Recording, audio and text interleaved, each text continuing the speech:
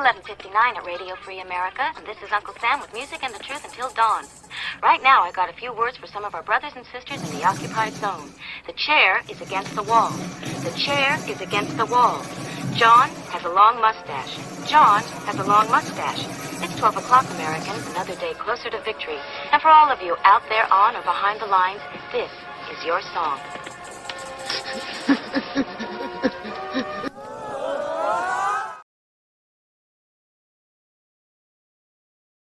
GearWebsites.com is your source for firearms-based playing cards and books. We also have mugs, shirts, and posters with designs that we've made live. Of course, we have patches. Every Friday is Free Patch Friday. We appreciate your support. Thank you for shopping at GearWebsites.com. And welcome everybody to our Daily Gun Show. And if I can figure out how to get my screen going there, I guess I don't need to be big, but going live at a different time, so we're going to get a different group of live people joining us. But to everybody's listening as a podcast, welcome. On Fridays, we go live to look back at what happened this week as focused on 2A. And I think we got everything going here, so we'll open up the big screen and dig into it. So everything we're going to be looking at here on the screen is essentially the same stuff that's in the description of this video. This is our goal is to write all this stuff down each week and to chat about it, turn that conversation into a podcast, take the stuff that we're reading here, the stuff that we put together, and post that as many places as we can to get the word out and to help those folks get more placement on the internet and to encourage folks to talk about this stuff in real life, the water cooler, at the gun range, at the gun shop, or at the gun show. Got my little co-host here. It's being weird, of course, right when we start the show. So I picked him up. You may hear some noises from the co-host as he needs attention, I think. All right, so what we're seeing on the screen here is our Substack, essentially our blog, and I use this as something to see on the screen because it has the best formatting, essentially. But we also put this information over on our Patreon, thanks to the folks who financially support what we do. We have lots of different things out there, projects over time and over the web. And those Patreons are people that subscribe to what we do. And we post this as a blog each week over there. Is one of the things that we do over there. The newsletter goes out occasionally. If you're interested in getting this information as a email, feel free to join the newsletter. We're creative with that, and we're trying new things over there. The Substack is what we're looking at now. The Instagrams is that social platform. And then, of course, it goes out. As I mentioned, the conversation will go out to all the different podcasting platforms out there. And we encourage folks that are listening, because that's where most of the folks will listen to this. People that are listening live, please give us some feedback out there. A comment means a lot on those podcasting platforms. All right, so we're going to talk about 2A News of the Week, and we follow that with the videos and stuff over on YouTube for the most part that we're focused on 2A, a bunch of that stuff this week. And then we get into the gun talk, the gun related stuff. I draw a line between guns and Second Amendment, two different things really.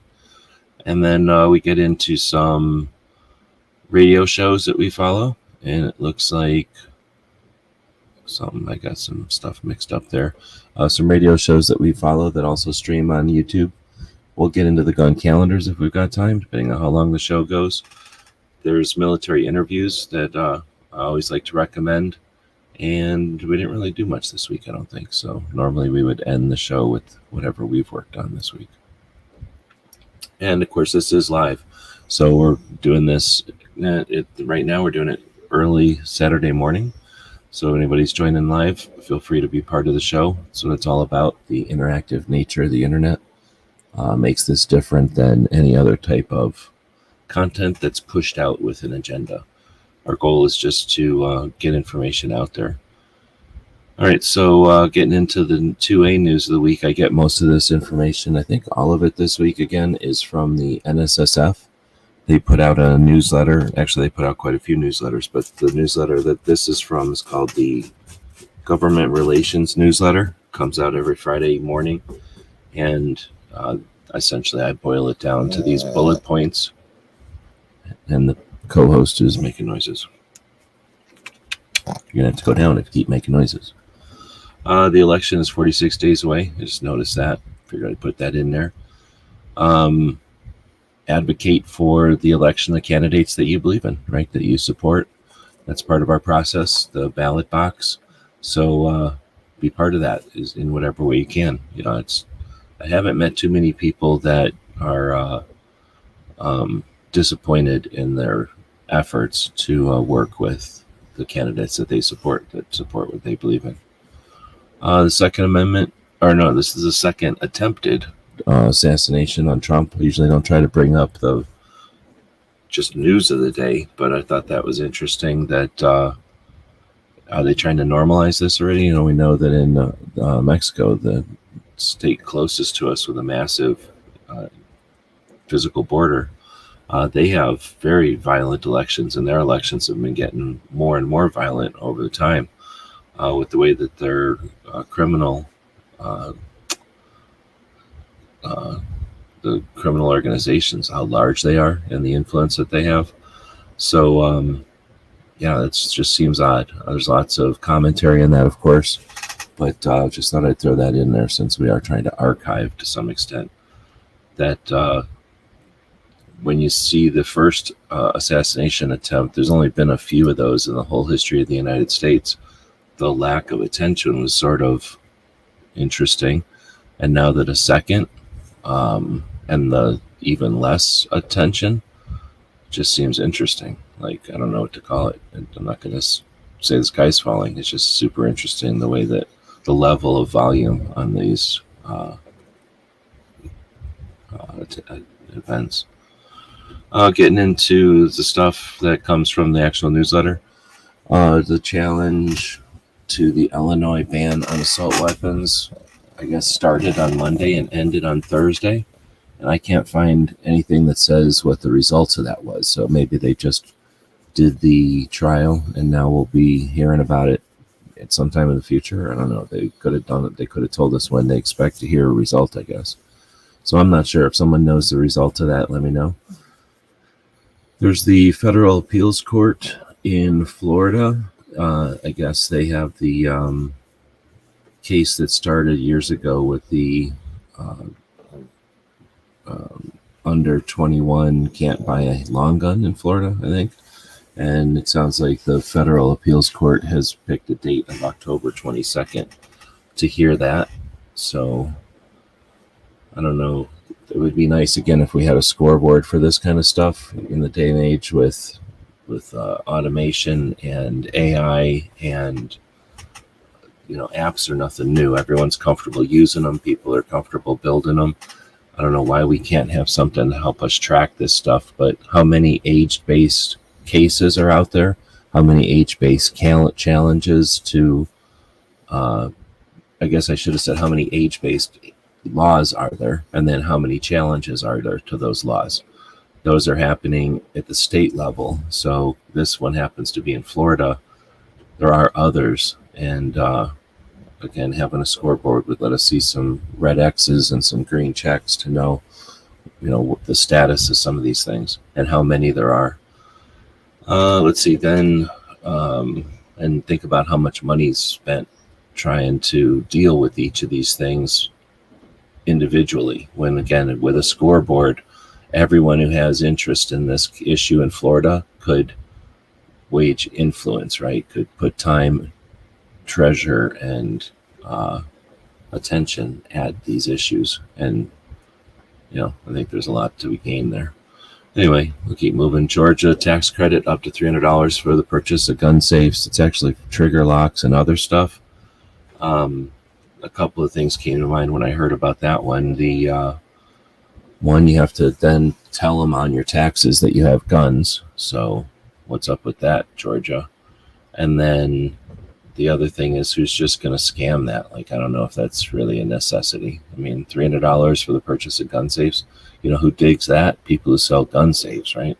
The manufacturers and the sellers. But I think a lot of people would take advantage of that and buy the gun safe. And I tell you how many gun safes I own and how many of them have guns in them. You know what I mean? Like, just because you own it doesn't mean you're putting guns in there. H&K is opening up H&K USA. So that's just interesting. The European companies, a lot of people call them the 9mm companies, that all came to the United States. They almost always have like a different branch or a different wing or whatever, like some kind of structure, so that they keep the United States stuff separate. And you know, you see it with SIG and SIG Sawyer and SIG USA, right? Those are all literally different companies, not just different ways of saying the same thing. Heckler and Koch is, the real company, I guess. Was that Germany or someplace? Austria? And they've been doing business here since 17, I think. And now they're going to be launching an initiative called H&K USA. Back in the day when I was writing the 2A handbook, I started getting into that, and it became too long a process, and I didn't have enough time to work on it.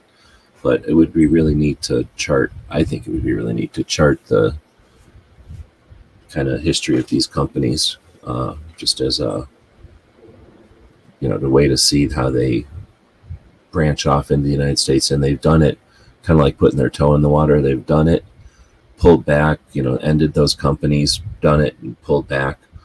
And it's happened with Canadian companies too. So anyway, I always think it's neat to see not just that these companies exist, but to understand why when you buy one, sometimes it has different branding, or just, the branding's a little different. It's because of their legal entities change over time for lots of reasons. This one sounds like it's because they want to do more business in the United States, and they want this branch to just have more autonomy, I think. But anyway, the next thing is Ballot Box Biology. So one way that they get to divide us, well, they divide us in lots of ways, right? One of the ways they divide us is by hunting. So lots of gun owners are happy with dividing off the hunters as buds or whatever, writing them off and yelling at them all the time, or not even trying to communicate with them. But we're not supposed to talk about that, I suppose. But then you get legislators who don't know shit, because their job is to represent the people, their constituents, right? So their constituents ain't somebody in a city who's never gone hunting before, and their constituents ain't always the people who don't understand how big industry, big agricultural industry goes. So this ballot box biology is interesting, because you've got a bunch of people who sit in a city and have opinions on this or that based on what they're told. And then you've got people who live out there who are very few, right? And they have some opinion, they have some awareness, and they probably have some ability to put some stuff on the internet to show their positions. But they're still battling PR machines, and they're battling people who are trying to exploit the situation with an agenda, probably to profit off of it, right? So that's a lot of influence here. I don't believe I don't believe it at all that any of these people are just here because they care about the cats or they care about the cows. But essentially, you've got concern from the NSSF that anti-hunting, let's just call them anti-hunting, because there's a lot of different organizations that they're going to cast the net over. But the anti-hunting, or the NSSF would suggest that the anti-hunting organizations are using ballot initiatives to influence biology, or influence ecology, which is a great way when you only have one. When you're looking at it from one way, it's one way to describe it. But obviously, the people under the net are going to describe it a different way. And I suspect the people that live in these areas that they're talking about would describe it in a third way, because I don't think there is a right way. There's just a perspective on this stuff. So this ballot box biology is something that isn't huge, but it's a crack in the face, right? So it's a blemish, and depending on if you start picking at it, it gets big, because most people aren't going to give it a second thought. But when you talk about killing predator cats, again, most people don't care about that. But when you start to actually say, no, let's worry about it, we have to worry about if we're going to kill predator cats or not, you start to get people who are only going to give it a second glance and then make a decision. And that's frustrating for all the people who are really dealing with it. And then the cost of either way, because neither side is cheap when the government decides to get involved in shit. So this ballot box biology, I narrowed it down to the hunting of big cats in Colorado. I'm just going to leave it at that because there's more than one way of looking at that. Then you've got the Rhode Island trying to restrict where hunting can be done, which seems like a big deal, but Rhode Island's like as big as some people's country clubs. So I don't know if Rhode Island hunting issues are, I don't know. If I'm wrong, let me know. And then the New York bald eagle study, I'll just leave it there because that one gets touchy too. Like there's people with agendas and they're going to use animals as their shields and as their swords. And the animals are just trying to be animals, you know what I mean? And to some extent, they're pretty rugged, but in other extents, they are fragile as shit. And people can and will they'll either be blind to that, or they'll champion that, or they'll stand on the necks of the critters to save them. And it gets pretty dicey. So I'm not going to try to stir up nothing more than say, like, this is one of those things where most people are ignoring it. But, you know, if what we have to gain is learning how to work together. And how do we get to work together? Do we do it in front of everybody at a rally poorly, like we've seen recently? Or do we do it on things that are, I'm going to just say, less important, even though critters and our shared natural resources are pretty fucking important. But learning to work together on our shared natural resources as gun owners, and then as people who ain't gun owners and gun owners together, like that's two challenges. And those aren't like our jugular veins. Those are important, but they're not going to kill our country. You know, it'll be a country without our resources that we used to have. DJ saying their country clubs are huge. That's the thing, you know, some places where land was cheap, there are some massive, massive country clubs. And I've never been to Rhode Island, but I'm going to go ahead and call it little. But anyway, I'm going to move on. Hopefully other people are out there paying attention to things besides whatever's fed to them by the main news media, right? Then we have firearms industry censorship from social media companies. So this is the NSSF newsletter that I'm reading off of, and they're citing 3 instances of, I'm just going to try to not name names because I don't even know who these people are, but I'll just say, I guess, famous instances of people who are crying about their platforms aren't letting them do whatever they want. It's 2 things. One, and I don't know why NSSF, I guess they're, as the industry liaison, somehow they feel like they got a say in this. Then if that's the case, put some actual attention into it. Quit telling us how guns work. We already know that part. Like, we're pretty much masters of figuring out how guns work. You don't need to put attention into that, NSSF. Definitely don't tell us how we don't, you know, how we have to stay safe with guns. We're super safe with guns already. You don't need it to tell us that. Spend some effort trying to figure out how to work with social media, work with it, like hire Clover and get people who know the people who, or get people on board who work with the platforms. And then you'll get in contact with the platforms that way. But essentially repeating rumors because people are butthurt is bullshit, and it's not helping anything. And it's certainly not helping the industry. So is NSSF paying attention to how many people have shared their voice, have normalized guns, have like put their piece to out there with social stuff? How many hundreds of thousands of channels are out there with firearms message? Either 100% or 5% or 50% or 10%. Like, that's how we normalize guns. People can put their cars and their other hobbies out there, and then, oh yeah, I'm a gun owner, or they're like, I'm a gun owner, and oh yeah, I'm a regular person. Here's what I'm sharing. Like, come on, NSSF, you're going to say that social media companies are censoring when in reality there are, again, like they're enabling the normalization of guns. We have such potential on the social platforms, and you're going to champion the cowards who run away for what? For try to get some publicity out of it, or try to get some fortune out of it, try to get some like pity money. Stupid. What's making that noise? Why am I hearing that noise? Anybody know why I'm hearing that noise? What do I have open? Is this making noise? Podbean doesn't make noise. I don't know why I'm hearing that noise.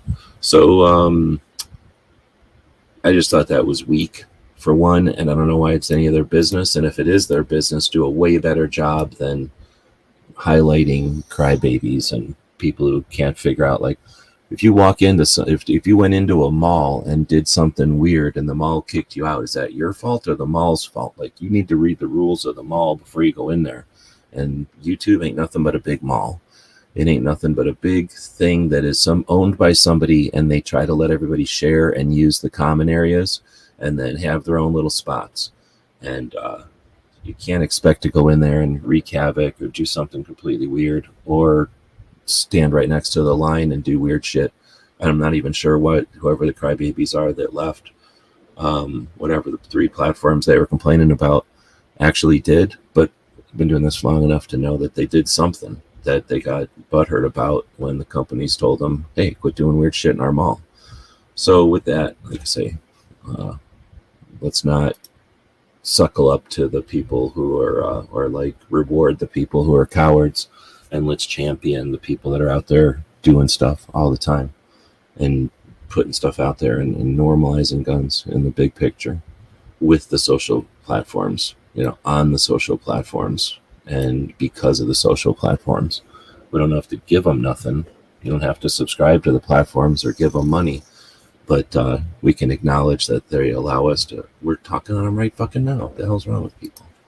So anyway, NPR's Tonya Mosely interviewed Harris in front of the National Association of Black Journalists, which is interesting because Trump and her were invited on, right? And Trump showed up, and now months later, Harris, I guess, showed up and had one without Trump, I'm assuming. So that's of note for some reason. And then I guess NPR's Tonya Mosely was the host or the interviewer. And I want to go watch that because it sounds like, here, I'll read the quote underneath it here. This was the Tonya Mosely's quote to Harris. Respectful, and Harris, she had challenged, you'll read the quote, will reiterate the question. So she was given this question, Harris was given this question, and she says, assault weapons ban. So Tonya Mosely goes back after Harris and says, respectfully, we do understand that, the assault weapons ban. But I'm asking specifically about handguns, because many of those handguns aren't purchased at places that run background checks. In many of those instances, those handguns aren't bought lawfully. So that sounds super interesting to me, because that is a challenge when we understand that there's, let's say, 30 to 40,000 deaths with a firearm, period, in the United States. And of those, 60% are with suicide. So that leaves you with something like 14%, or 14,000, excuse me, deaths with a firearm. 300 of those are with a rifle. So that means an AR-15 or any other hunting rifle. That leaves you with tens of thousands, 10,000 plus that are done with deaths from a handgun. And every time the numbers are thrown around, because no one's trying to offer any insight into the numbers, Tonya Mosely narrows it down and says, we're talking about handguns, specifically handguns that aren't purchased at places that run background checks, which means FFLs. And if Harris's only option, or her only solution for this is assault weapons ban, so the 300 deaths each year, so assault weapons ban, pointless on the handguns thing, or else the universal background checks. Okay, great. Universal background checks are at FFLs. And again, we know that those deaths aren't being done by people who went to an FFL and legally purchased a firearm at an FFL. These are firearms that are in the streets, so to speak, that already exist. And instead of going after the social issues or the people, they go after the ability for other folks, the law-abiding gun purchasers, going after their ability or their wallets to buy guns. So that I'm speaking to the choir, but I thought that this is going to be interesting. I'm going to try to go narrow that, or go find that. So look forward to it in a future wrap up.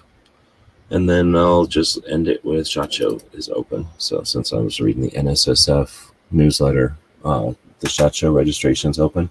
I'm sure if you're following anybody that goes to SHOT Show on the regular, a lot of them post their badges or whatever. I posted the SHOT Show app that has not yet been updated with next year's SHOT Show, though. All right, now we'll get into the 2A stuff. I see a lot of people are out there. They must be on Twitter. Let me go see. Well, yeah, more people are on Twitter or X right now than are on YouTube, but DJ's the only one saying anything. Welcome. You want that like cup thing, the coffee cup thing? Let's see. So then I put the first thing up here. Toby and the Goal organization showed up at I'm assuming the Capitol, to do a press conference for the situation in Massachusetts. And I think they also had a petition signing event. And I saw on the on Instagram, I think it was Instagram, maybe it was X, but I seen somewhere that where they had their petition signing table set up lawfully with a permit or whatever you probably had to apply for ahead of time. So like, scheduled time to be there. The governor showed up and did some kind of photo opportunity and forced him to walk out of there, or forced him to leave. So that's sort of like jackbootery on top of tyranny. That's got to be annoying as hell. So think about that. And why aren't our 3-letter organizations that some of them are some of them are 4-letter organizations in Colorado that are making $14 million a year. Where's the effort on uniting the country as gun owners to some of these worst situations, these worst case situations? Chris is out there. Welcome. I don't know what time it is in Ohio, but good morning. I'm guessing it's like 7. I think you're east. I always forget what time zone Pink was in. Let's see. So, or at least what time it was when Pink was doing stuff. I think he was 2 hours off from us. Then I put Suicide Prevention Saturday in as one of the more important things that happens each week. Kind of broke down the number of gun deaths earlier and discounted the 2/3 of gun deaths as suicides. And it's often discounted in our community because what are we going to do about it? We're not doctors. We can't do anything about it. We think we're not shown. We don't put much effort into it. We haven't discovered what we can do about it yet. But challenging that is a consistent effort by Brooke Cheney, who posts a show every Saturday to normalize the conversation about mental health awareness and suicide prevention. And I don't know why she put a mohawk on her dog, but she has a picture of her dog with a mohawk, I'm guessing. Is that her dog? DJ will know. It's 8 o'clock. So you're Eastern time zone then. Let's see. So then I can put that on the screen. I'm allowed to do that while I still have StreamYard. I'm getting rid of the StreamYard. I forgot to. I had this set up already, so I went as well. I didn't cancel it yet, but I'll have to cancel it sooner than later, so I don't accidentally get charged the $45 that they want. I think the other one is $12. So yeah, no brainer. Pierre was posting portions of his show that he did on the Saturday of the rally on August 24th, I guess. When that rally happened and he got his mic removed or taken from him, he went live that evening and did a number of hours live that night, and he chopped the beginning of that up into just pieces, and he's been posting those. Then we get to Walk Talk America, talking about the complexities of mental illness and gun violence. I'm trying to remember now. This was from earlier in the week.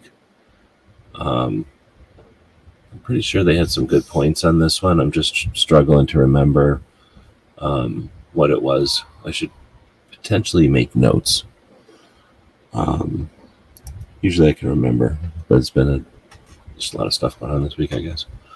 Let's see. This one was a conversation with Maj, and I think on this guy's show, and halfway through the show, Maj pulls out a Cert pistol, I think. So essentially a training pistol that looks like a pistol, and their live show was pulled down, and this is a repost of that. I think it's like 20 minutes. It's pretty good. Evil on the Rise from Forge of Freedom. Worth checking out. I've listened to about a quarter of that one, so I'll be listening to the rest of this one. But Alex's stuff is always worth listening to. DJ is saying that WTTA, Walk Talk America, is posting shorts too. Yeah, I guess I don't really pay attention to that, but that's true. They're putting a lot of effort into using the strategies that get the word out, which is useful. So now we'll get into the gun stuff, and I usually start out with She Fires doing her live show, but this week she just posted this stuff about, or a video about going to USPSA range or match. I think she'll be going to be live this weekend, so more than likely tomorrow there'll be a She Fires chat. Let's see. I guess should I play this? I'm gonna play it. Oh, I guess I should put the volume on. Oh, hey, Dad. I have something to tell you. What happened? What, you pregnant? No. You're gonna run away? Nope. You're Okay. you're stuck with me. Okay. Well, nothing else really important. Actually, it's a little important. We're having another event. Oh no! I didn't even get over the other one. I'm still know. cleaning up the place. Okay, what's going on? While I was organizing our Front Range Freedom Shoot, I was also collaborating with Swamp Box Optics to allow them to come October 26th and essentially put on a similar event here at our facility. What do you think? Oh no! I'll tell you. I'm not getting younger. And it's going to be open to the public where they can come and demo products from companies, off-range, rent machine guns, VIP packages, all that kind of stuff. I'm going for lunch. Oh, but Dad? Yeah? You'll make some more money for more hot rods. Ooh, that sounds good. Yeah, I need like 30 more. Okay. Okay, so, sounds good. We're doing it. Right on. good thing he... Dragon Man's awesome. So a lot of people are out there hawking the other shows that aren't at Dragon Man's, that are all kinds of all over the country doing whatever, but they're not at Dragon Man's. And now there's a second machine gun shoot and industry day that you go check out at Dragon Man's. Again, I've said it before and I'll say it again. We live in the era of Dragon Man, and you have made the decision not to go to Dragon Man's. There's nothing stopping you. This is a country where you could go to Dragon Man's at any time you wanted, as long as he's open, and you're making the decision not to. I watched about half of this and I fell asleep, so I don't know if it was good or not. But Sean Ryan, I think did I put in here? He also had one with Tulsi Gabbard, and I watched about a quarter of that one. I've been doing a lot of stuff this week, so I turned some of these on either while I was laying down or while I was working. And either way, I didn't get all of them, and I certainly wasn't paying that much attention to them. But it's interesting to see that the political people are making the rounds on the essentially YouTube podcast, right? Like, these are podcasters who will have a large listening base or whatever, a following on their podcast, but they're on YouTube. So I think there was ABC was the only 3-letter media thing that covered the debate. Let's see. Then, is this in the gun section still? I don't know why this is in the gun section. This probably could have been in the military interview section. This, though, was interesting. Well, okay, so this is interesting. This is the alert from that second shooting at the president or the vice, whatever he's the former president. Whenever they shot at Trump in the golf course. So The Wire posted an update about that, and then later in the week posted, this is a longer video, this is like an hour and a half, I think. It was an hour-long video on setting up the communication side of prepping. I guess that's the way to say it. Then you get to the Gun and Gear Review podcast, where they talk about guns and gear for an hour on Tuesdays. Maybe it's longer than an hour. It might be 90 minutes on Tuesdays. Then you get another show talking about gear on Thursdays. Figured I'd post that one in here. And then I know I screwed up something with the links here. So this is Macacho's video that's recent, where I was just minding my business, and he posts videos all the time, and I don't normally watch AK videos, but because of Rob Stott's videos, I've been paying more attention to the AK stuff lately.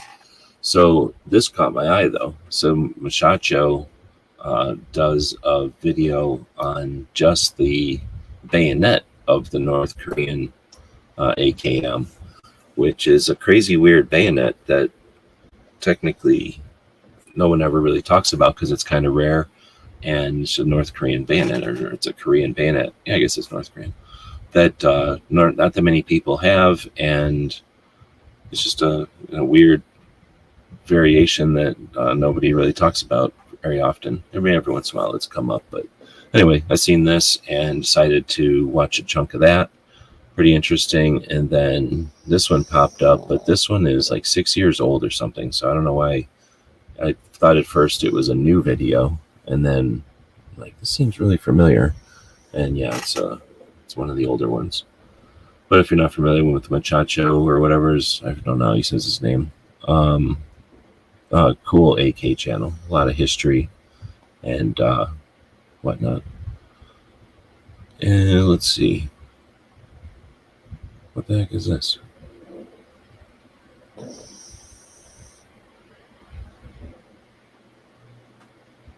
I don't know how this one got in here. I don't know if I even watched that video. So maybe that got stuck on from that one, maybe? I don't know what happened. So then this one was interesting. Spirit of Systems does a series where people that do specific jobs or tasks show what their kit is. And this guy is I don't know what VBSS is. Maybe they'll say it at the beginning here. But he's a Marine that essentially does what Marines do, jump from one boat to another boat and kill people on the other boat type of thing.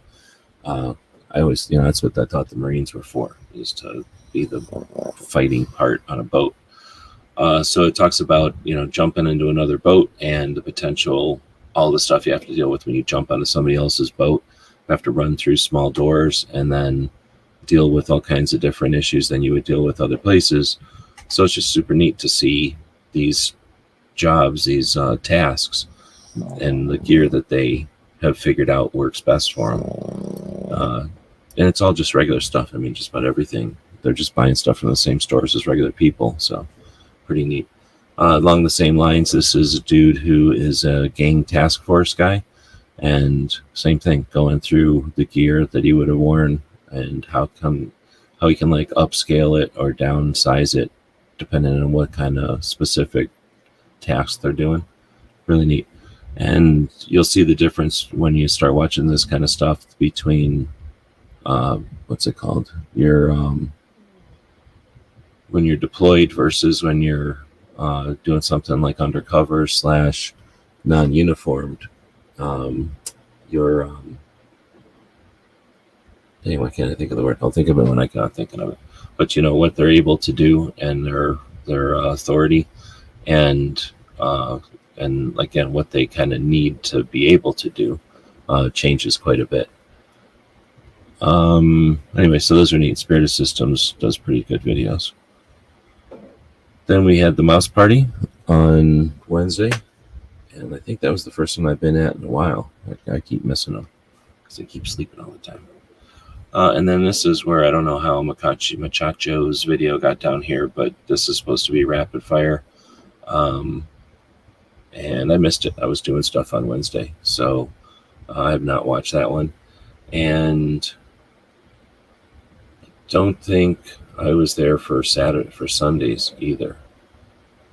So that was San Diego gun owners hosting the gun owners radio on Sundays, and Toby from Cape Gun Works hosts a radio show on Sunday mornings, on Tuesdays, and on Wednesdays. And I usually mention those. I saw that Amanda posted I can't think of the name of their show.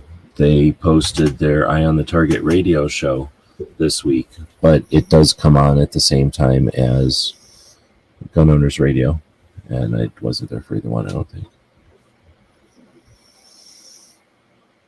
DJ says, haven't watched him in years, but I binged his stuff when I first found him. Are you talking about Machacho? Yeah, that's the same way as a lot of my videos were back in the day. When you just talk about a gun, like, here's everything I know about a gun, there's nothing else to say. Like, you've done it. Like, you've said everything about it. And it's like reading a book. Like, okay, that's good, thank you. Like, unless you need to reference it or something, you don't need to go read it again. It's not like it's a novel, you know. But, hey, Black Guns and Gardens. Dude, I often think about if I should put your videos in here more often. I should have put one of yours in this week. But I appreciate your videos, and especially the mixing the guns, the garden stuff in. That's what it's all about. Let's see. Definitely not like Machacho's channel or my channel. Like, we're essentially just gun stuff all the time. All right, so I was getting past the radio shows. I'm gonna go check out the calendars because we're only sitting at 40 minutes right now. So thanks again to our Patreons, the people that make it possible by financially supporting what we're doing over here, for all the websites that are up there. Essentially, we have 3 servers, and they're not cheap. Like, they used to be cheap back in the day, but like anything, those things go up a little bit here, a little bit there, a little bit there, and then all the little stuff that you don't think about. The $20 here turns into $30. StreamYard is trying to turn into $40. Those little things add up, and the Patreons that scroll at the bottom of the screen that says our Patreons make projects like this possible. This is the projects like this. Gun Calendars has been online, I don't remember the last time we looked, but many years now, and it's not selling anything. I don't have to put calendars for sale up there or nothing. I'm not harvesting email addresses for any kind of scam. It's just a way to talk about the stuff that's going on, our history, and then the events that are coming up, right? And then in this case, we have a bunch of stuff happening. That's why I wanted to jump over here. We had the 9mm day, but it was also, dang, there was some, oh, it was POW day. That's a tough one to put into a calendar because it's a, what do they call it? It's anchored in a time frame, not a date. So it's the 3rd Friday of the month is POW MIA, Appreciation or Remembrance Day. And that's one I would have rather had in here than not have been here. I don't think there's anything. Tomorrow is the anniversary of Nambu, so the Japanese firearms inventor.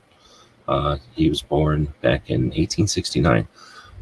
There might be other stuff. I don't know how complete the calendar is right now. Sometimes I just don't have it in my head right now. The last time I updated it, if it's complete, I think it's pretty complete for September. So if you know if I'm missing anything, let me know. But I don't see anything really happening for the rest of the week until, well, I guess TriggerCon. If you're going to be going to that, Gizzard's not going, so I'm not as interested in TriggerCon as I once was. I don't know. Chris is not going to TriggerCon, are you?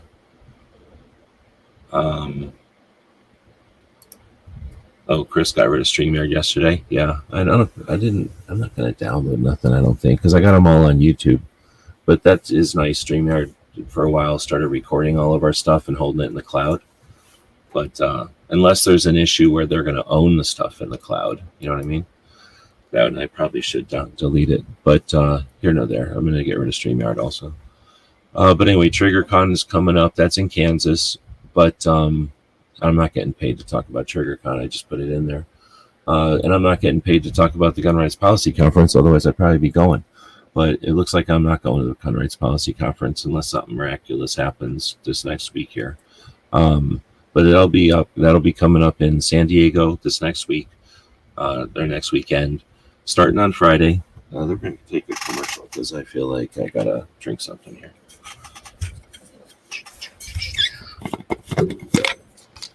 Then we'll play the commercials. You don't have to hear me drinking. You can go buy stuff at the store. GearWebsites.com is your source for firearms-based playing cards and books. We also have mugs, shirts, and posters with designs that we've made live. Of course, we have patches. Every Friday is Free Patch Friday. We appreciate your support. Thank you for shopping at GearWebsites.com. I forget that it's the middle of the morning because I'm used to doing this show in the middle of at the end of the night.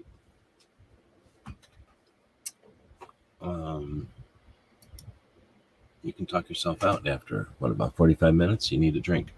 So let's get into, Gun Rights Policy Conference is happening. Does it say on here? It's not like on the top of my head anymore, but I think it started in the 80s.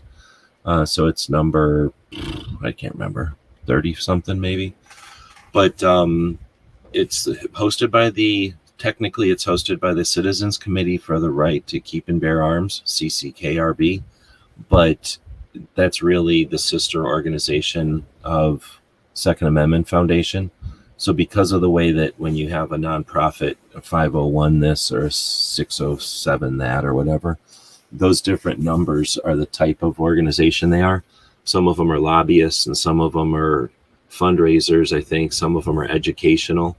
And they get taxed differently and they can do different things. Like some of them can do things, some of them can't. And that's how I understand why, as I understand it, that's why this CCKRB and the Second Amendment Foundation are sister organizations. One of them's like the educational side and the other one's the policy side or something like that. So because one organization can't do it all, they have to have branches. So those are essentially two branches of each other. But it's the conference for the Second Amendment advocates of the country that happens annually. And they move the conference each year. Typically, they try to alternate, or they always have traditionally alternated between friendly and unfriendly places. So last year, I think it was at Phoenix last year. It'll bounce to Phoenix a lot because Alan Gottlieb lives in Phoenix, or he has a house in Phoenix, and everybody likes going to Phoenix because it's pretty easy to get to and it's cheap, and it's nice in September, and then it'll bounce to like Chicago or Dallas or in this case San Diego, which sounded pretty good. I mean, I really did want to get over there, but the van's not gonna. I don't want to risk it with the van, so I'm just not gonna get a rental and everything. I'm gonna, I don't know, put that kind of anyway. So it's in San Diego, and it'll start Friday with the AmCon, which is the, what is it supposed to stand for? The Alternative Media Convention or something like that. And it's supposedly where media gets a training on how to be Second Amendment advocates. And then that'll be Friday. And then on Friday night, they'll have a get-together where everybody starts drinking at the Gun Rights Policy Conference. And some people will get together and chat and meet and stuff, and then everybody goes to their hotel rooms. They start the conference in the morning. Saturday night, there'll be another get-together, like a dinner, and is it a whole dinner? I think it's a whole dinner, yeah. And then drinking. And then Sunday, about half the people will show up and be there for the rest of it. and then it usually ends at like noon on Sunday. And they've already got videos up for Saturday and Sunday, and that makes it seem like they're going to do one video for the 8 hours. So it is what it is, right? That's a good saying for the Gun Rights Policy Conference. It has tons of potential. I started going in 15 and went regularly and followed it all over the world, all over the country, I guess, for years. And I'm just getting out of debt from those trips. It was all on me. I wanted to experience it, but I'm not going this year. The thing will be televised, so we'll see. I don't know if anybody's planning on watching it. Back in the day, in the gun channels era, everyone really paid attention to it.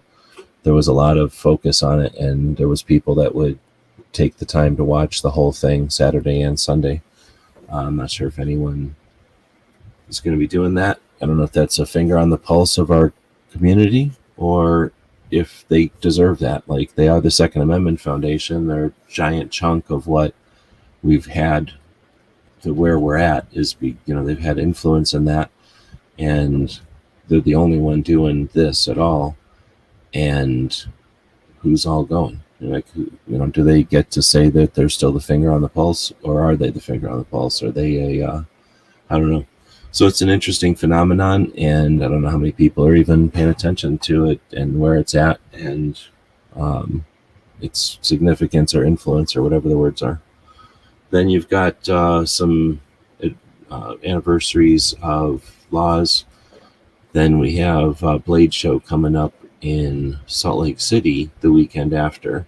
So for knife people, they used to just have Blade Show and then some kind of get-togethers that were informal, I think is the way to say it, that were kind of created by the internet. But then Blade Show was a magazine or something, started doing Blade Show in Atlanta a long time ago. And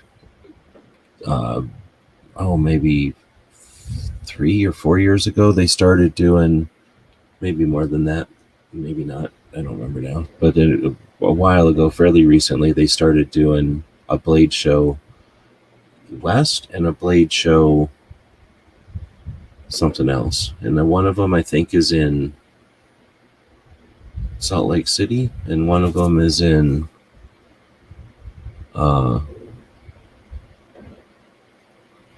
Dallas or Texas or Houston or something. I think one of them is Blade Show South, maybe, and it's in Texas. I forget what the other one is. But anyway, those are neat if you're interested in knives and that kind of thing. Gizzard. I don't think he's going, though.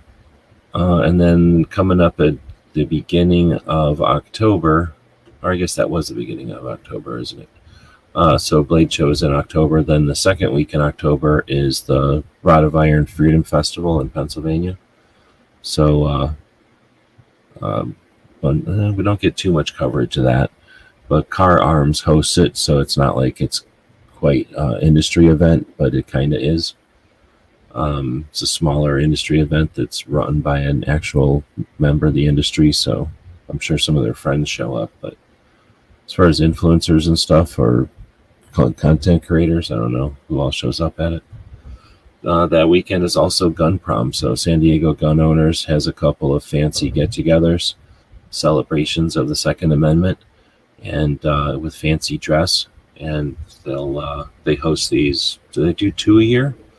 And it's to raise funds and to get people together in a non-gun show, non-gun rally, reason to get together and have some fun, and a way to normalize the gun culture, right? The gun community. Pretty neat, and it's happening in California. Looks like we also have the anniversary of Browning patenting his first firearm back in 1879. That's coming up in October. This goes up as a podcast, so depending on when you're listening to the podcast, that might be current news or future news or past news. I don't know. For us, it's all a couple of weeks into the future. All right, getting into the military interview portion of the show. I've been following now for years a couple of different channels that are ex-military interviewing either current or ex-military either talking about their jobs or their adventures or their like time after their service, all different kinds of interviews and things.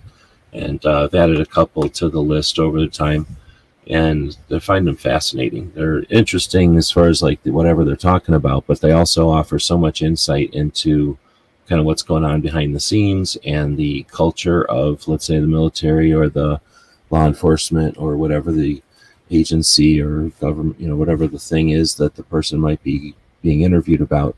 You get some real insight into the worlds that they live in.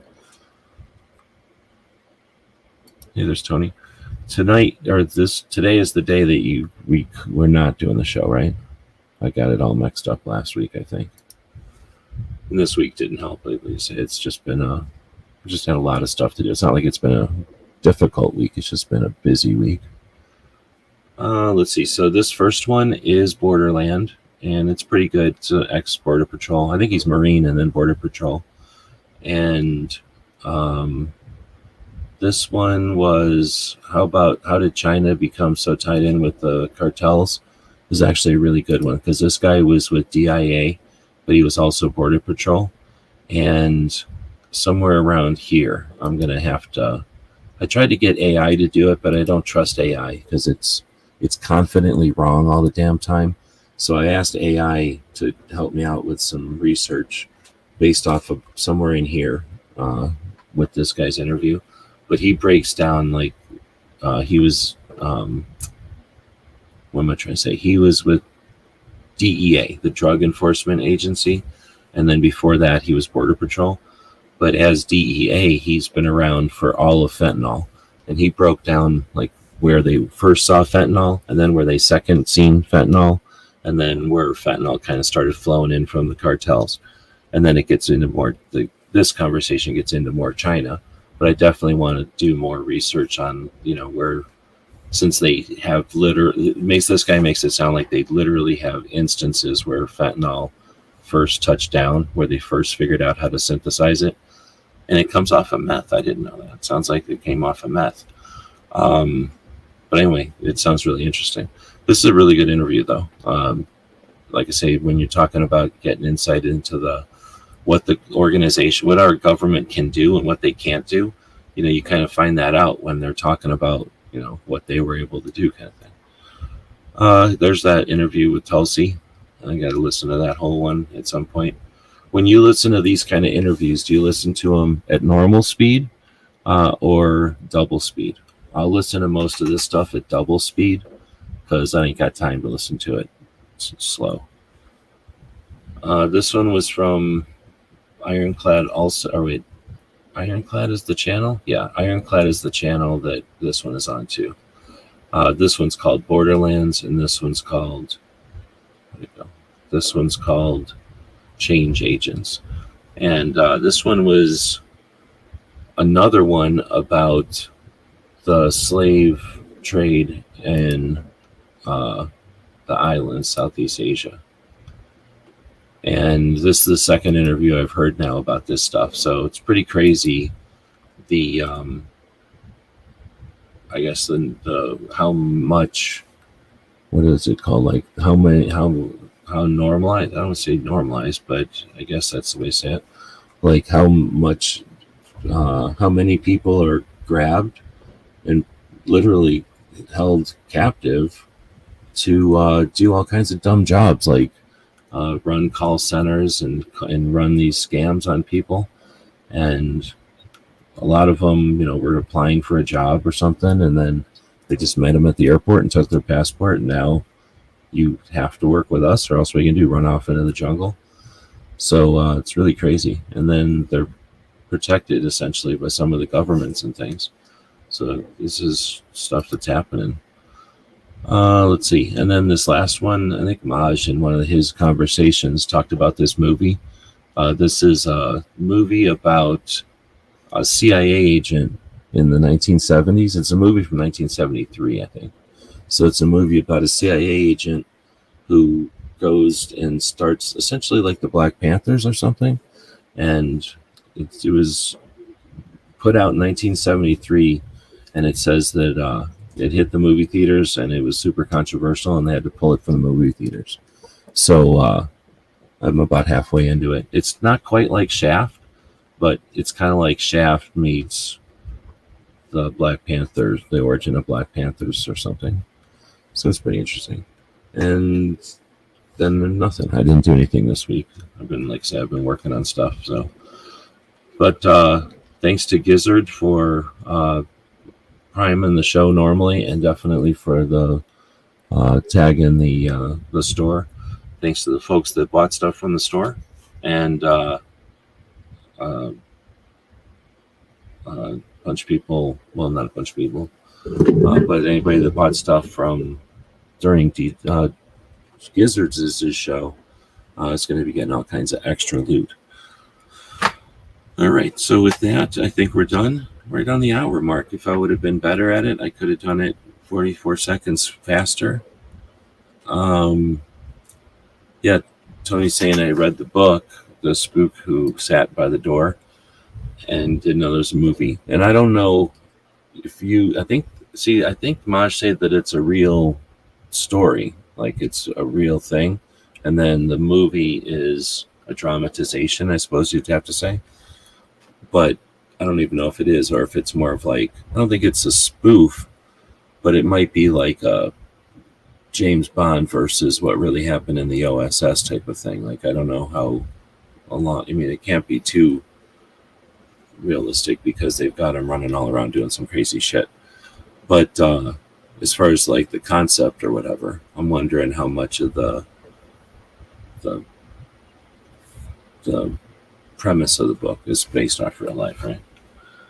But it's on YouTube. I got a link in the description or whatever.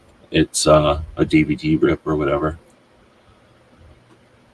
No, it's just a little bit movie, like, you know what I mean? Like, it's definitely a movie. It's a dramatization or whatever. They summarize stuff a lot. But with that, we'll wrap it up. Thanks everybody for jumping in. This is not the normal time, so appreciate the people that are maybe drinking some coffee, eating a donut. I don't know if you're eating some kind of a breakfast burrito right now.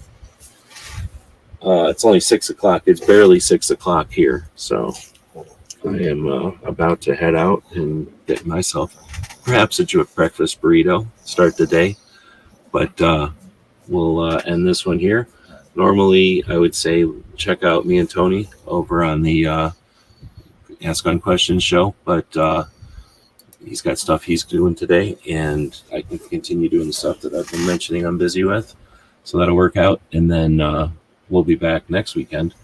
But you can go check out... Oh, did you put a link to it? I thought you did, yeah. You go check out Brooke's channel later on today. A Great Start Shooting School. She's a shooting instructor, by the way, and a Second Amendment activist. I would say as full-time as people get in Connecticut. And then every Saturday hosts the Suicide Prevention Saturday show. You can go check that out. Thanks to DJ for dropping a link on that. I'm thinking, does she post it on X? So I think the people listening on X could probably check out Brooks. Oh, I don't know if she's over there now that I'm thinking about it. If she is, she doesn't post much over there. But you might have to check it out on YouTube, I guess. Let's see. I guess to be professional, we'll end this on a couple of commercials. Let's throw one up here for the Giz. I think I have a bad one up here still. The times are wrong on it, but it's still good. This is Earl Benson, reporting from downtown Topeka, where Gizzard Gary is rampaging through the city. Authorities have asked the public to stay indoors. They believe he will tire soon and need a nap. Gizzard Gary can normally be seen on Foul Territory, Friday nights at 7 p.m. Central. Wednesday, 8 p.m. for the channel members chat. Stay safe and give him the bird. Earl Benson signing off.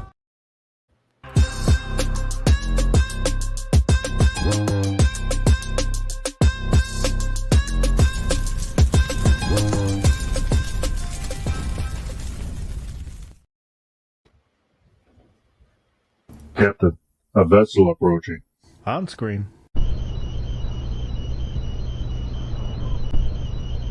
We're being hailed.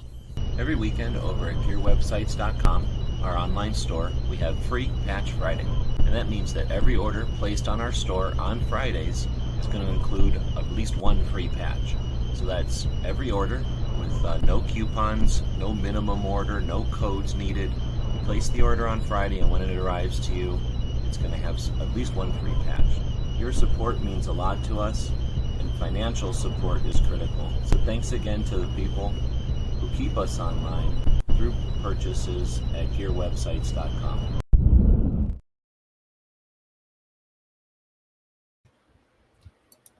All right, now I'm looking for the link for the store, which if I was a professional, I would have had that already queued up. Did DJ say if he wants that cup? Going back up there. This is the professional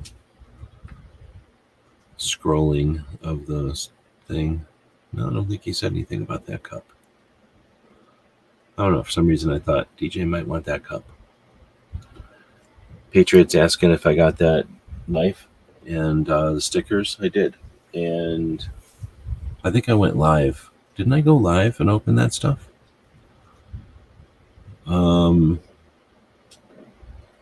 Maybe I just made a video.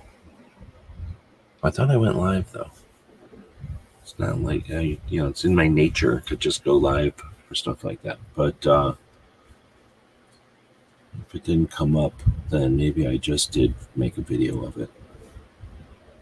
But yeah, I did. Appreciate it. Thanks. I posted the knife on the Instagram as one of my knives of the days. There she fires. Welcome.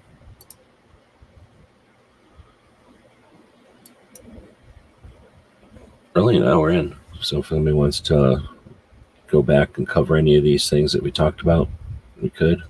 But no obligation. It is Saturday morning after all. I can understand why most of this is a little bit, what's the word? A little bit tedious for a morning conversation.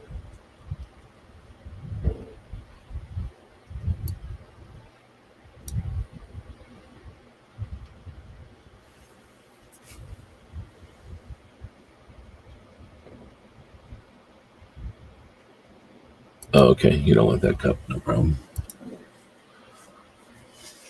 All right, well, with that, I got some actual feedback from Patriot and from DJ. I got to say hey to a bunch of people, and then we'll wrap it up.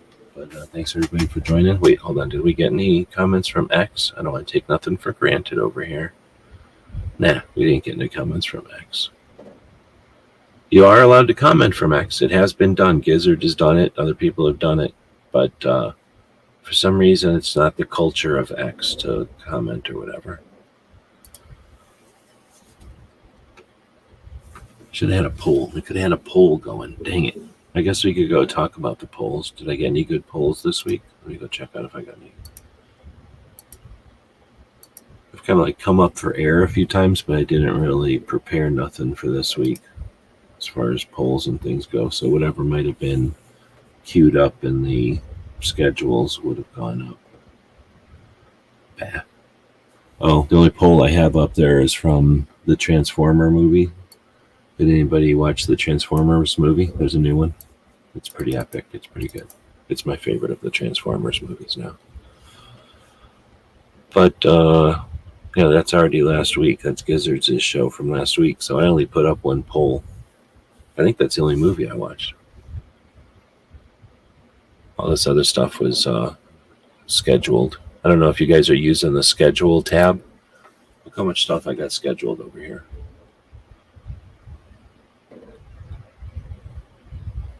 Oh, actually, it looks like I need to get in there and schedule because it's only scheduled up till now. But anyway, this is all in next year. Like all of these are next year's posts. So that scheduled tab is your friend. You can really get a lot of effort on your YouTube using that community tab and the scheduled. Yeah, Transformers 1. It's about how Megatron and Optimus were friends. They were hanging out together, being friends. And then this one pencil pusher robot, kills a bunch of good robots by tricking them and then stabbing them in the back, and then takes over the planet and everything. But you can actually see what's going on. Like, it's not, I don't know, the other ones were work trying to figure out what's going on with the robots and all that. It was just way too much effort to watch those movies. This is somewhere between a movie, like one of those, and a cartoon. So it's way easier to watch the robots doing their thing, at least for me. Patriot saying he liked Reagan. I went into Reagan not knowing what to think, and Reagan was really good. I thought Reagan was really good. She Fair saying I use the schedule tab. I find it helpful. I sometimes forget to use it. Oh, for me, for sure. What I'll do when I'm watching somebody's show is I'm usually updating the schedule tab or scheduling posts or on one of the platforms or something like that. Let's see. Domo is saying nobody saw that blog entry from John Richardson's Only Guns and Money. No lawyers. I don't go to his blog, but I do follow him on the X. So if he would have posted something on X, I would have seen it. Where's my X? I don't know which one you're talking about specifically.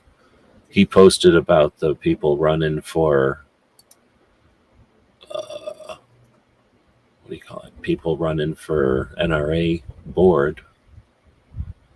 How do you find people over here? Like, I'll find one of his posts occasionally or eventually because he posts a lot. But I don't know. How do I find him over here? Is he under John? Yeah. And then this is probably his website. So if anybody wants to go to his website, I think he's had it for a number of years now. He's running for NRA board, and then he posted a thing about all the other people. So, like, essentially he put a list of all the people running. Here we go. So the thing is, I looked at this list and I was like, oh, okay, I don't know anybody. Teresa Inneker, right? We all know. Charlie Brown, seriously? Todd Figured, Scott, somebody, Willis Lee. I have mixed feelings on that guy. Todd Vandermeide, Jason Wilson, Jonathan Goldstein, Howard Massingo, Jim Shuckles, Paul Babaz, Frank Tate, and Jim Porter. I think I might have heard of Jim Porter and Frank Tate before. Maybe. Oh, but I've only heard of Teresa Inneker on this whole list. And then him. So I didn't know what to make of that.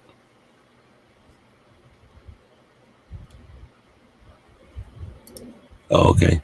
Well, I have been only because I don't do blog posts, and I've wondered about that because that front part of the show where I do the 2A news, it definitely would be worthy of doing this. Like, I certainly don't mind promoting that. I'll even link to that specific blog so that people can tag it if they want to. But I just don't have time. Like, I just don't read that many blogs, and when I see stuff on X that I'm assuming is just a link to a blog post or whatever, I just don't add that to the show because of time. And the only other reason I can use as an excuse is that when you put stuff together on YouTube, I'm trying to figure out how to get to that. Like if I was on StreamYard,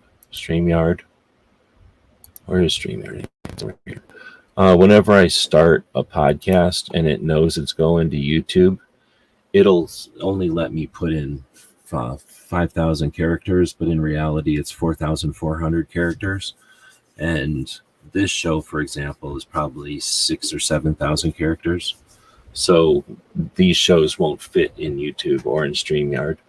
So it's just to try to make it's not like I'm trying to make the show brief. It's just that because of that physical constraint of characters, I just didn't get in the habit of putting in X and in Instagram and stuff. So I started doing Instagram as a second show on Wednesdays, I think. I tried to do it before Toby's show, but I just haven't been able. I can't do it on Wednesdays anymore, and I haven't been able to do that show. And nobody's really said bring back the Instagram show, but I have thought about bringing back the Instagram show and mixing it with X. But that would be like a 2-hour show, just looking at the stuff on X. Like right now, if I went back to X and started to scroll down, it's all over the place.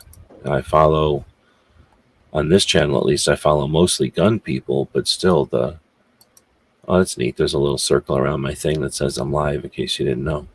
But like Amy Swearer, Unapologetically Armed, Teresa Inneker, The Knifes, Gun Owners Radio, that's the Sunday radio show. Daisy BB Guns. If you don't follow Daisy BB Guns, you're missing out, because they're crazy. They're kind of like following the U.S. Forest Service. Like they get paid to be crazy on social, so they get crazy. This is an ad. This guy named Gizzard, he does a show. That's his showing off some knife in front of a water.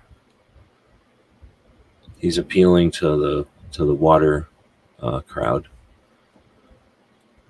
There's John Richardson. Like I say, he posts a lot, so I would assume I've seen every one of his links. I think he posts all of them. I see a lot of stuff because Triggerology out in California will post replies, and then you see what people replied to. So I see a lot of stuff because I have a couple of people that reply to a ton of stuff. Roll Call replies to a ton of shit, so I see stuff that way. And then Bob, from the co-host of this show, he'll reply to the craziest shit. So I'll see some crazy shit because of like 3 or 4 people. Charlie Brown, the owner of High Point. Oh shit, Clover would know. He just interviewed him the other day. Did you listen to that interview with Clover and High Point? You should have a show, Tony. You should have a show where it's just you interviewing the guy from High Point. Or maybe we should bring him on a Saturday show sometime and make that a thing. But if you want to do it, like have a show with that guy, I think that'd be cool. Let's see. This is Open Source Defense. Definitely worth watching. I think you have to follow Elon Musk, but I do anyway. But I don't think you get a choice. I think you have to. There's Cape Gun Works talking about them being there for the petition signing and press release. Krabby Turtle is always posting good stuff. I follow Mark Smith over here. He basically posts the same as his video. There's probably more over here than his videos. Anyway, so right now it's actually pretty boring, but typically there's a couple other people out there that'll repost, so I'll see some weird stuff from the reposts. And actually, maybe it's just calmed down. Maybe they figured out that I don't like seeing all the bait and switch, sky is falling shit. So it's not all that random, I guess. But usually my X is pretty random, and I was going to show you that like it would take me off into all kinds of tangents and stuff like my Instagram does. So anyway, that show would be really long. All right, well, with that, yeah, now we're about an hour and 20 minutes in. I appreciate the back and forth, though, with the feedback. Hopefully that'll encourage some of those people on the X who are scared to talk on the internet. That's what it's all about. You know, back in the olden days, a lot of us who are old, we grew up with, what do we have? Newspapers and comic books were pretty quick. Like you had to go to a newspaper to get quick news because magazines only came out once a year or something, or once a month or whatever. And then the news or whatever was kind of quick, but they were only going to talk about certain things. So you'd have to wait for a magazine to come out to learn about anything like about scuba diving or about pickup trucks or about camping or about needlepoint. Like whatever it is, you'd go to this store and they'd have a ton of magazines. And once a month, you might get some info. And you'd get, 25 pages of info and a bunch of ads. Domo's throwing a $10 super chat out there. Thank you very much. Those actually add up and are much appreciated. Thank you again. Hope Mr. Tate gets a ton of those petitions before October 1st. So that's one of the people who are, I already closed that window, but I don't want to miss his name. So somebody put his real name in there. But yeah, I hope they all get names on the petitions. I don't know how hard it is to activate NRA members. What was I just watching? I was just watching something where they were talking about, oh, it was Colion Noir. No. What the hell was I watching? Somebody was talking about NRA members, and they were saying that there's just a couple of million NRA members, and that they're, were they saying they were hard to mobilize? Because it really was just a kind of a side thing, and it made me think, are NRA members hard to mobilize, question mark? Because they do have an infrastructure, and although they don't go to the internet and fight all that often, they probably fight on the forums. They're just a different type of people that are still NRA members and active. So are they, anyway, can you mobilize them, as I guess most I was thinking. So it's a good question. I don't know if those current life members and then current 5-year plus members are really paying attention to the petitions more than this year more than most. But if you had to make an educated guess, you'd have to think that they're paying more attention. It's in the news all the time. Like, you'd have to literally be living under a rock or paying absolutely no attention to not realize that the NRA is getting sued by New York. And that might bring them around to go, hey, what's going on? And then unless they're not paying attention, they know that LaPierre is gone. So nobody, there used to be some people that were like, I'm here for LaPierre no matter what. Like, those people don't exist anymore. I can't imagine they do. But again, if they'd have to be living under a rock and still have that position. But, he's been gone for so long now. So I would think that people are paying attention. And if they're paying attention, I would think that that means that they're also interested in seeing the thing change for the positive and not stay the same in spite of everything. But anyway, I guess we'll find out. But I appreciate the super chat for sure.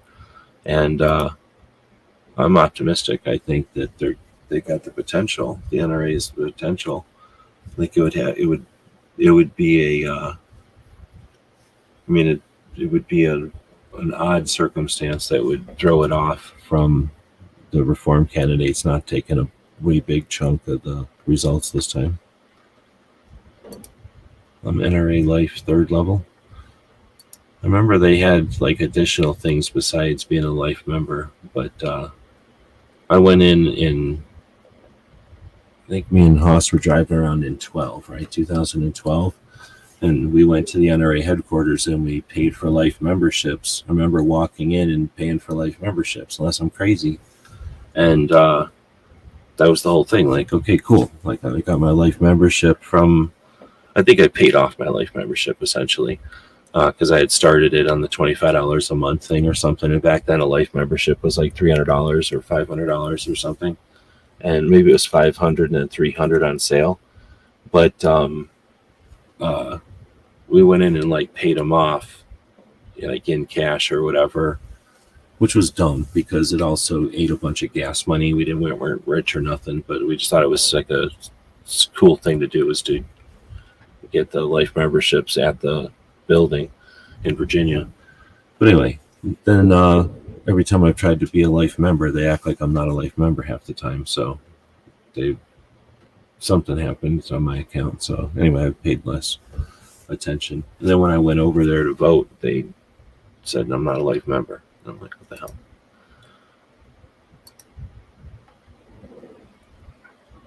I would definitely not get a tattoo for anything. Not like that. Well, actually, I could see people doing it, but I'm not going to do it. But again, I appreciate the people commenting live. That's what it's all about. And, well, it's not going to happen in the evening shows unless something changes, but drastically, because we just don't get that many people showing up in the evening shows. I could move this show to a time that's more normal, where people could interact. So give me some feedback on that as the thing turns into a video. And as I mentioned before, we send this out to the podcast, and most people are going to be listening to it that way. Anytime you're over there messing with the platform, have to log in for some reason, or you're adding a new podcast and you're looking around or getting rid of a podcast from your list, and encourage you to give us some feedback, leave a comment, give us a thumb up or a like or a heart or whatever the platform offers. We post it up to this one place, and it distributes it out to iHeartRadio and iTunes and Stitcher and Spotify and all the different places that people listen to. And each of those places has a different way to, take feedback. So anytime you're on one of those and you find not just our show, but any show that you value, that's one of the best ways that you can help out a show. I mean, besides like the super chat a minute ago, that's always, we're capitalists, we have to pay bills, so that's always much appreciated, and it's obviously necessary. But as far as a gesture, as far as like helping out the physics or the the mechanics of the internet, leaving comments on these platforms really helps out our shows. All right, so we do appreciate it, and we'll see you in probably try to do something on Tuesday again, since looks like I screwed up the Saturday schedule. Otherwise, well, we already played all the intro stuff. I'll just end it. Oh, you're going to a gun show, right on. Man, I don't even want to. I'm trying to be practical and pay off debts. And too many times, I'm not going to blame my debts on gun shows, because I've been pretty good at maybe getting to gun shows got me into debt, if I count going to a gun show on the other side of the country or something. But that was really not the reason I went. I just happened to go to gun shows all over. But yeah, I really, really, really enjoy gun shows, so hopefully you'll have a good one. And like I say, I'm trying to be good financially or fiscally or whatever, so this time next year, I'm hoping I'll be able to join you at a gun show someplace and go shopping, because that was definitely one of the funnest things in the gun community is gun shows. I always used to say, and I'll keep saying it, if we ignore them, they will go away. And they are literally one of the coolest things. Same with a gun range. Just because you've had a bad experience at one, don't think they're all like that. Like there are some really, really good gun ranges out there, some really good gun shops out there, and the gun shows can be amazing. I don't know where you're at. I'm trying to remember where you're at. I don't keep everybody's location in my head, but I'm thinking of this one in Missouri was amazing. A really, really good one. A really interesting one in Indiana, in southern Indiana. It was not huge, but it had a lot of cool stuff. It was definitely a cool one because it was in an actual armory. So there was a bunch of like static displays of cannons and stuff. Southeast Pennsylvania. It's got to probably be like one of those Indiana ones in the location, having a bunch of trees around. But no, I've never been to a gun show in Pennsylvania. I'll bet you they're good though. Southeast Pennsylvania is over by Ohio, right? So, and then Kentucky. So, no, wait, what's on top? Yeah, Kentucky's on top, right? So, anyway, yeah, have a great show. Thanks for stopping in, and now we'll end it. Ending it on a gun show, which is appropriate.